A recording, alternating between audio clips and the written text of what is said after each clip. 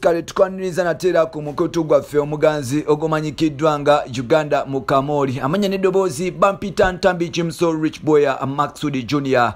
Webale kuba nti otambula naffe, webale kuba nti wekumira wano, webale kuba nti osubscribinga, webale kuba nti oleka opinion yo mu comment section yawo, ate webale kuba nti olikinga. Now tukuletedde pastor amanyikiddwa nga Franklin Mondo Mugisha. Pastor Mondo Mugisha avaayo awana Bobi Wine. Agamba nti bobera pastor ngoli mulimba, ngoli liar, nga oli womanizer, oba toli pastor mutuufu. Era nabwe kityo geyena ebe ekulindiridde nga te tolina kyosobola kuba nti owoza because okozesa ekitiba kya pastor okuba nti obuzaabuza endiga. N'olwekyo Pastor Mondo Mugisha avuddeyo n'agamba nti nga ye bali pastor ansuubira kyekiseera okuba nti ayogera amazima amatuufu. Era nga lunaku lwa leero amazima galeese ga Bobi Wine. Pastor Mondo Mugisha agamba nti Bobi Wine kirabo kuva wa Katonda.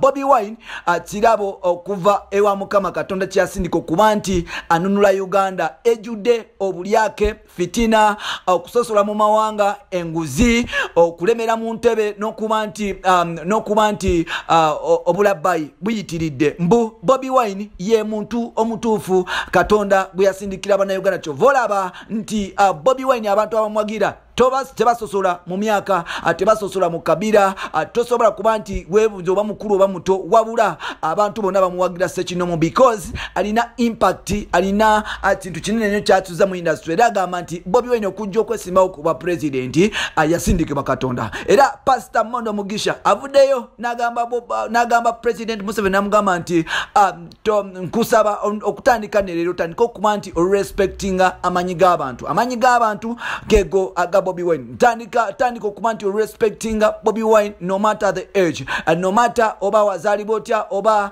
yazaalibwawa tetwagala kumanya. Sawa zino Katonda yatusindikidde Bobi Wine. Era Pastor Mondo Mugisha avudde n'agamba nti Bobi Wine y'omu ku bavubuka abakyasinze okuba nti ba-inspiringa abantu ku lukala lwako, ba-inspiringa abantu ku African continent. That means nti alina impact y'amaanyi nnyo. Nti Bobi Wine avuddeyo ku myaka gye mitono n'aba nti alwanyisa obulabayi, n'aba nti alwanyisa left presidency policy eri mu bakulembeze ba Africa, n'aba nti alwanyisa free and fair elections abantu abasinga obungi zibakabira ku nsi za Africa, wabirawo kiba bululu kingi nnyo. So Pastor Mondo Mugisha agamba nti Bobi Wine aze bino byonna abirwanyisa. Era y'ensonga lwaki standinga naye. No, mu Uganda okuba nti oyogera ku byobufuzi ng'oli public figure ate ng'oli munnaddiini tekikkirizibwa. Ekintu kino obanga agezaako okuba nti okuma mu bantu omulina okuba nti olya mu gavumenti olukwe. Era nga bino ebintu we bigenda serious, gavumenti eyinza okukyajinga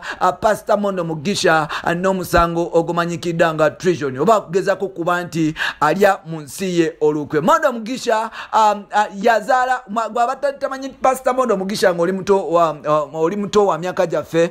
Pastor Mondo Mugisha ono yazaala omwana mulenzi amanyikiddwa nga Kim Swaga fashion star, ate nga Kim Swaga yazaala mukulu amanyikiddwa nga Bad Black omwana yoyo Pastor Mondo Mugisha. Ate nga Pastor Mondo Mugisha y'omu ku basajja abasooka okuvaayo ne batugamba nga Jose Chameleone bali mu Illuminati akugatta ne Roger Mugisha. N'olusono lwekyo yoyo Pastor Mondo Mugisha recently yakavaayo ng'alabikira mu katambi ng'avuma abasajja abakera mu gym okola obunyama, ng'agamba nti tewali kanyama, tewali bawunsa mu Uganda ne mu nsi yonna mugagga, wabula baliwo kukuuma bagagga. That means ng'agezaako okulabula abawala bonna abagala abasajja abakola obunyama nti mukola bya bwerere because abasajja abo amagezi gonna bagamalira mu kusitula byoma wabula okola omusimbi tebabirowoozaako ddala. Mbu baavu bazibu. Yoyo Pastor Mondo Mugisha olwaleero aleetedde Museveni omuliro aze awana Bobi Wine. Simanyi kiki kyokyogerako kino oba byayogedde bituufu oba mazima. Agamba Bobi Wine kyekiseera okuba nti atwala Uganda ate nga obusobozi abulina because bantu bangi abamuwagira. Simanyi kikyo kirowooza kulwaddemu okuba nti oleka opinion yawo wansi mpolampola ne tuba tugifuna mu episodes episodes zaffe zira kuno kuba nti tumanya wa wosinzidde okuba nti owuliriza bino n'ebirala byoba olinda mu episodes zaffe zira kunsikadde ntambi Jimso Rich Ben Max Studio. You can follow me on Twitter Jimso16, then on Facebook nkosa ntambi Jimso, then ate odda ku TikTok nkosa Jimso16 tuba ntwegwako mpola mpola. Bye bye for now. Kugwagaliza birungi byerere weekume mwana wa mama.